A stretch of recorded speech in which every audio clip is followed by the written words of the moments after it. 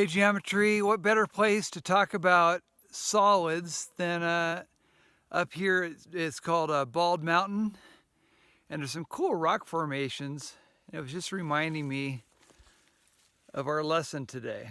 Okay, so let's get started. So, hey, geometry, we're going to work on section 2 of chapter 11.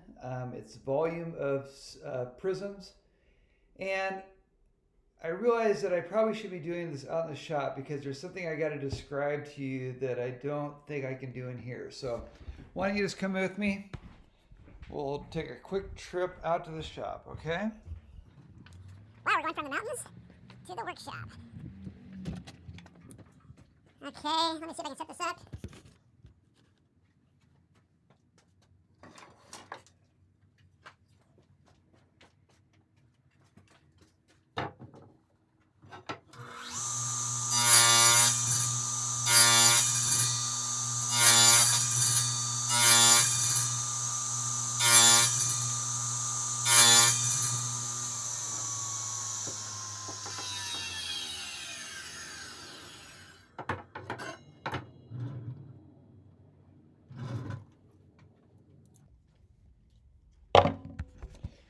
Okay, so let me, let's see, can you see this?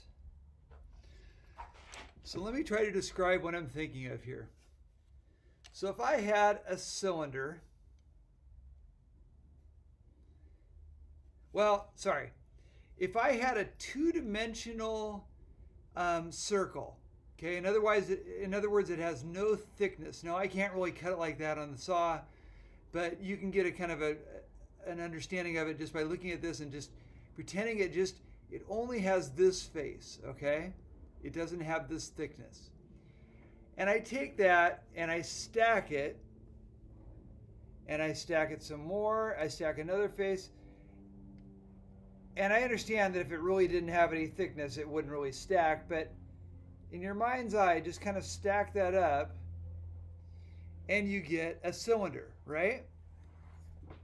Well, if you think about it, the amount of space that is taking up, the volume of it, volume is actually how much it can contain, but the amount of space that it can contain, it's just going to be the area of that times how tall it is, right? Because it's that many of those things stacked on top of each other. It would be the same if this was a different shape, if this was triangular shaped or hexagonal or pentagonal or whatever. Or even if it wasn't a regular polygon. Let's just say it was some crazy shape. If it's the same all the way up, in other words, if it's a prism, it's going to be whatever the area is of the base times the height. Because it's that many of those things stacked on top of each other. So I think that's really all. That's what I was going to try to communicate today, but I think it's a little better if I just showed you. Prisms are just the area of the base, whatever shape it is, times however tall it is. Now tomorrow we're going to work on cylinders and pyramids, and that's going to be a little different because it's not the same all the way up. But if it's the same all the way up like this, it's always just going to be the base times the height. Okay? And remember, when we talk about volume, since it's length times width times height, it is no longer units, it's no longer square units, it's always going to be cubic units. Okay? Because it's three things multiplied together, that gives you something cubed. Okay,